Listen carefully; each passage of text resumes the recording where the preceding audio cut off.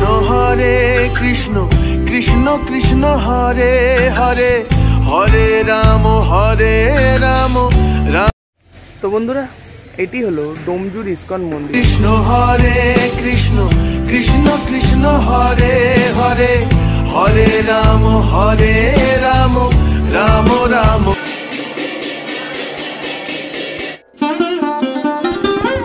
এগুলো দেখতে পাচ্ছেন, এগুলোই হলো সেই থাকার জায়গা। তো নমস্কার বন্ধুরা, নমেডিক এপিকিউ চ্যানেলের আর একটা নতুন ভিডিওতে আপনাদের সকলকে স্বাগত জানাই।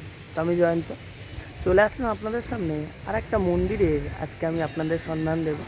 তো আজকে হলো 22শে ফেব্রুয়ারি, শ্রী চৈতন্য মহাপ্রভুর আবির্ভাব তিথিতে আমরা চলে এসেছি আজকে ডোমজুর ইসকন মন্দিরে।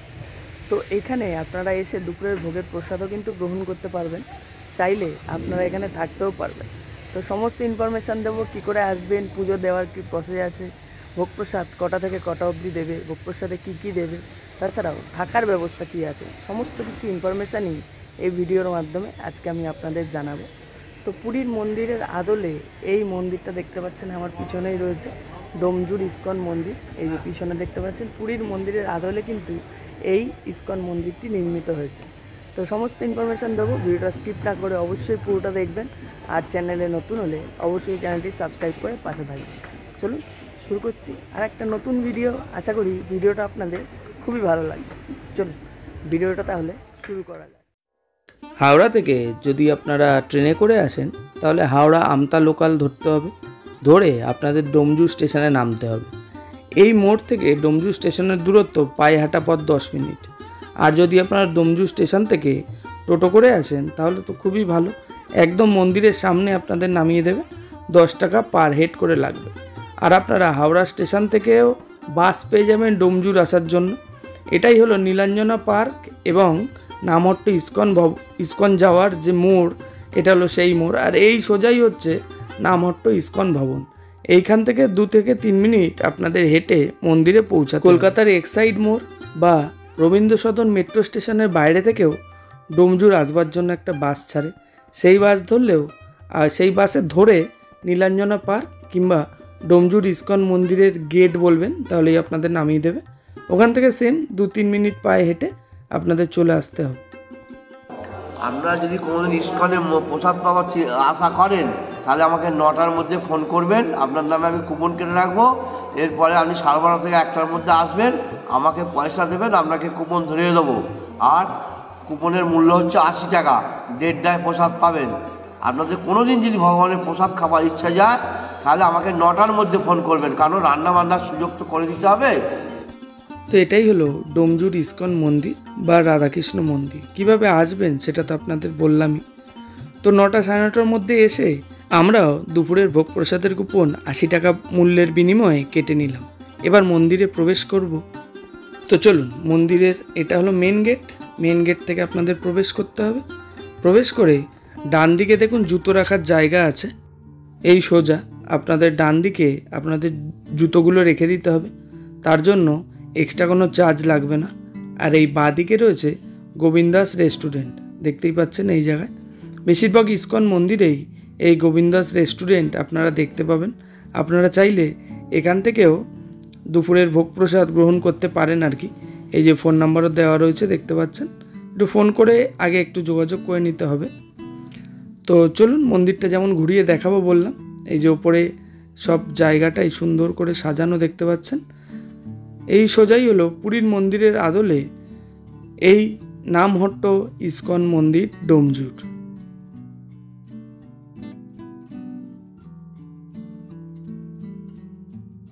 মেন গেট থেকে ঢুকেই সোজাসুজি আপনারা এই জায়গাটা দেখতে পাবেন, দেখতে পাচ্ছেন। এখানে বিভিন্ন অনুষ্ঠানও করানো হয়, পরপর রয়েছে দেখুন। আর আপনারা যদি ভগবানকে কোনো ভোগ নিবেদন করতে চান তার সব মূল্য এইখানে লেখা রয়েছে দেখতে পাচ্ছেন। আর পাশে লেখা রয়েছে নামহট্ট ইসকন ডোমজুর রাধাকৃষ্ণ মন্দির। আর তার পাশেই দেখুন রামজি, সীতাজি, লক্ষ্মণজি এবং হনুমানজির একটা বেদি করা আছে দেখতে পাচ্ছেন। আর সামনে পাহারা দিচ্ছে 2টো সিংহ দেখতে পাচ্ছেন। তার পিছনেই আর একটা সুন্দর জায়গা আছে, সেই জায়গাটাও আপনাদের দেখাবো।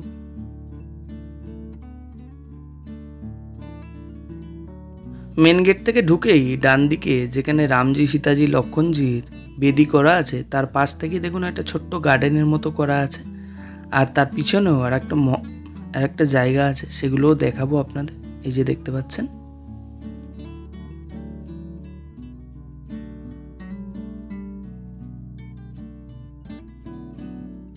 আর তার পাশেই রয়েছে পরিক্রমা মন্দির, দেখতে পাচ্ছেন। জুতো তো আমরা প্রথমেই খুলে নিয়েছি, জুতো পরে এখানে প্রবেশ করা যাবে না। আর ওপরে কিছু নিয়ম কানুনও রয়েছে দেখুন। পরিক্রমা মন্দিরে প্রবেশের আগে এই মন্ত্রটা উচ্চারণ করে আপনাদের ঢুকতে বলছে।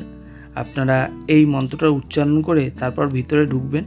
ঢুকে পুরো জায়গাটা গোল করে পরিক্রমণ করতে পারেন দেখুন।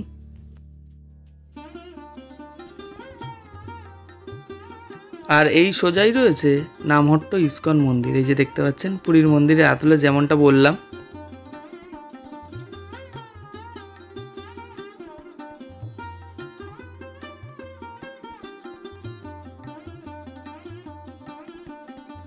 আপনারাও চাইলে এখানে গোল করে পরিক্রমণ করতে পারেন আর কি।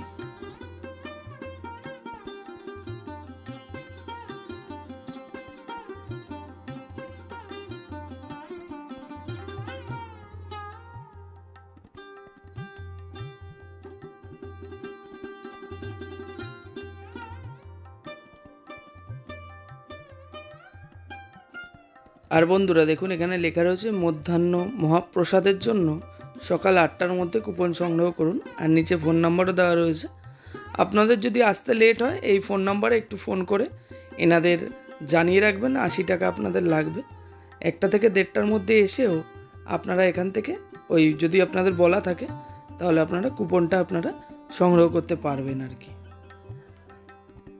ইসকনের বিভিন্ন পদে যারা আছেন এবং ছিলেন তাদের এখানে দেখুন ফটো দেওয়া রয়েছে। আর এখানে ইসকনের প্রতিষ্ঠাতা প্রভুপাদেরও একটা ফটো রয়েছে। তাছাড়াও পতাকা মহারাজেরও রয়েছে, দেখতে পাচ্ছেন পরপর। এরকমভাবে সোজা লাইন দিয়ে বিভিন্ন ইসকনের বিভিন্ন পদে থাকা ব্যক্তিদের এখানে ফটো দেওয়া রয়েছে, দেখতে পাচ্ছেন। এটা মন্দিরে ঢোকার বাঁদিকে আপনাদের পড়বে। এই সোজাই হলো মেন মন্দির। এই ভিতরেও আমি নিয়ে যাব আপনাদের। আর এখানে দেখুন দোলযাত্রা হবে ইসকনে, খুব বড় করে এখানে দোলযাত্রা অনুষ্ঠিত হয়। তো এখানে আপনারা যদি দোলযাত্রার সময় আসেন, তাহলেও আপনাদের খুবই ভালো লাগবে এই জায়গাটা। 23শে মার্চ দোলযাত্রা অনুষ্ঠিত হবে আর কি এখানে। খুব সুন্দর করে সাজানো এই নামহট্ট ইসকন ডোমজুর। আরও বিভিন্ন কাজ হবে এখানে। এখানের যারা পদে আছেন তাদের সঙ্গে কথা বলে আমি জানতে পারলাম আরও বিভিন্ন কাজ হবে। আরও সুন্দর করে এই নামহট্ট ইসকন ডোমজুর রাধাকৃষ্ণ মন্দির আরও সুন্দর করে সাজানো হবে। তো মোটামুটি বাইরের জায়গাটা আপনাদের দেখালাম, কোথায় থাকতে পারবেন সেটাও দেখাবো আপনাদের। চলুন এবার মেন মন্দিরে আপনাদের প্রবেশ করাই এবং ভগবানের দর্শন করাই। ঢোকার আগেই দেখতে পাচ্ছেন বিভিন্ন ফুল গাছ লাগানো আছে। খুব সুন্দর পরিবেশে এই ডোমজুর ইসকন মন্দির। মেন মন্দিরে প্রবেশ করার বাঁদিকেই দেখুন ভোলে বাবার একটা মন্দির রয়েছে এবং ওপরে গরুড় দেবতা রয়েছে। শিবরাত্রির সময়ও এখানে প্রচুর মানুষ আছেন বাবার মাথায় জল ঢালবার জন্য আর কি। এটা হলো মেন মন্দিরে প্রবেশ করার আগেই বাঁদিকে আপনাদের পড়বে, মানে সিঁড়ি থেকে ওপরে উঠে গিয়ে তারপরেই আপনারা এই জায়গাটা দেখতে পাবেন। আর এই সোজাই রয়েছে ডোমজুর ইসকন মন্দির।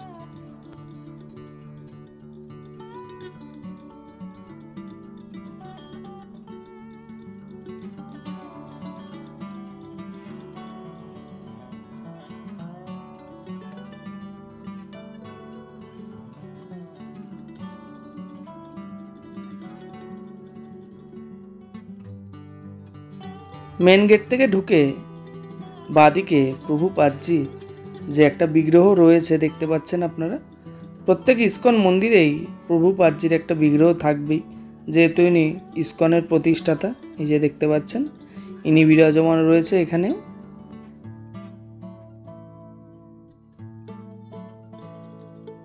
এটাই হলো ডোমজুর ইসকন মন্দিরের ভিতরের জায়গাটা, দেখতে পাচ্ছেন। আপনারা যখন আসবেন আশা করি আপনাদেরও খুবই ভালো লাগবে। এই মন্দিরের ভিতরেই এই যে ভদ্রলোক বসে আছেন, মানে মেন গেট থেকে ঢুকে ডান দিকে দেখবেন একজন মহারাজজি বসে আছেন। এনার কাছ থেকেই কিন্তু আপনাদের দুপুরের ভোগের প্রসাদের কুপনটা সংগ্রহ করতে হবে। চলুন এবার এখানে ভগবানের দর্শন আপনাদের করাই। তো রাধাকৃষ্ণজি তো আছেনই, আর তার সঙ্গে রয়েছেন নিতাই গৌরাঙ্গজি এবং জগন্নাথ দেব, বলরাম দেব এবং সুভদ্রা দেবী। আর তার সাথে নিচে রয়েছে গুরু পরম্পরা। অপূর্ব সুন্দর এই বিগ্রহ, মানে আপনারা আসলে সচক্ষে দর্শন করলে আপনাদের পুরো হৃদয় শান্ত হয়ে যাবে। এত সুন্দর লাগছিল এখানে, মানে লাইট দিয়ে আরও সুন্দর করে সাজিয়ে তুলেছেন এই জায়গাটায়, আরও অপূর্ব লাগছে দেখতে। আর যেহেতু একটা স্পেশাল দিনে আমরা গেছিলাম, নিত্যানন্দ মহাপ্রভুর জন্মতিথি, তার জন্য আজকে অভিষেকের অনুষ্ঠানও হবে, সেটাও আপনাদের দেখানোর চেষ্টা করব।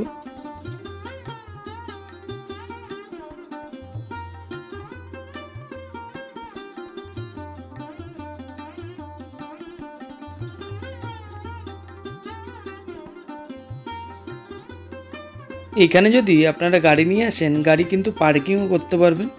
2 চাকার জন্য 10 টাকা নেয়, আর 4 চাকা নিয়ে যদি আপনারা আসেন তাহলে আপনাদের 30 টাকা করে লাগবে আর কি। এখানে আপনারা চাইলে বোটিংও করতে পারবেন।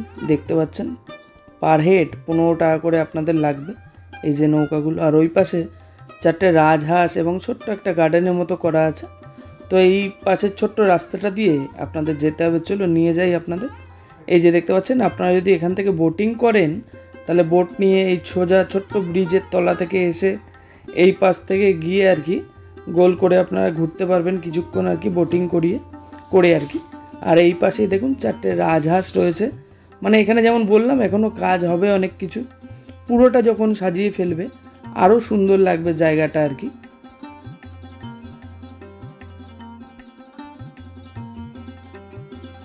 তো এইটাই হলো মন্দির দেখতে পাচ্ছেন। আর এই বাদিকেই রয়েছে এইখানের থাকার জায়গা আর কি। আর এই যে ছোট্ট গলিটা দেখতে পাচ্ছেন, এই জায়গাটা দিয়ে আপনাদের ভিতরে ঢুকতে হবে। এই জায়গাটা, এই যে ঘরগুলো দেখতে পাচ্ছেন, এখানেই আপনারা যদি চান এসে থাকতে পারেন। পার ডে আপনাদের 300 টাকা করে লাগবে। আর এটাই হলো সেই গৌরাঙ্গ কুটির, 2 জন থাকতে পারবেন।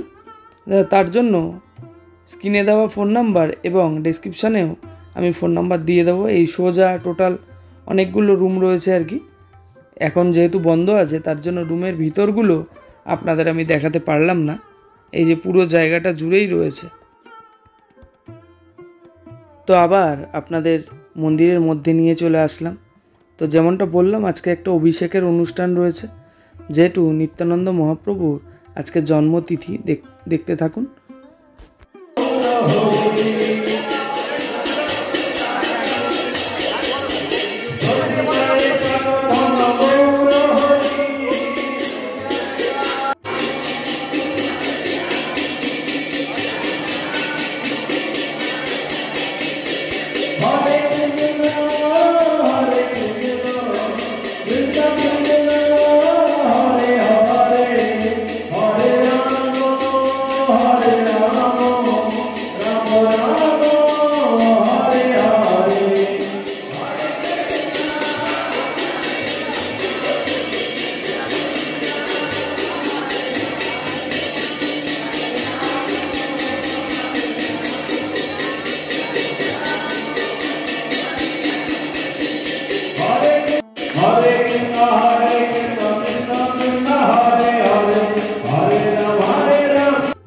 অভিষেকের অনুষ্ঠান সম্পূর্ণ হয়ে যাওয়ার পর এরপরে হবে ভোগ আরতি।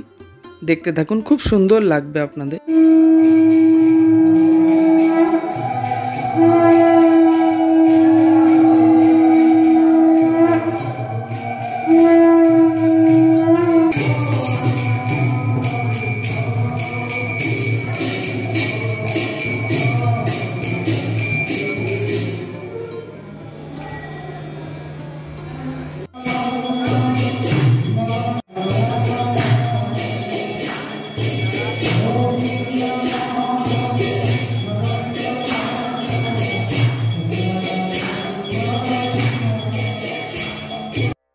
ভোগ আরতি সম্পূর্ণ হয়ে যাওয়ার পর মেন মন্দিরের নিচেই এই যে সবাই ঢুকে যাচ্ছে দেখতে পাচ্ছেন, এইখানেই কুপনটা হাতে হাতে জমা দিয়ে আমরা ভোগ প্রসাদ গ্রহণ করতে চলে আসলাম। এই যে সোজা দেখুন লাইন দিয়ে বসে পড়লাম আমরা সবাই ভোগের প্রসাদ গ্রহণ করবার জন্য। বয়স্ক মানুষদের জন্য, যারা নিচে বসতে পারেন না তাদের জন্য ওপরে বসারও ব্যবস্থা আছে, মানে চেয়ার টেবিলেরও এখানে ব্যবস্থা আছে। তো চলুন ভোগ প্রসাদ গ্রহণ করি এবং আপনাদের দেখাই এখানে ভোগের প্রসাদে আমাদের কি কি দিয়েছিল। প্রথমেই চলে আসলো প্রভুর চরণামৃত, তারপরে অন্ন, ডাল এবং শাক,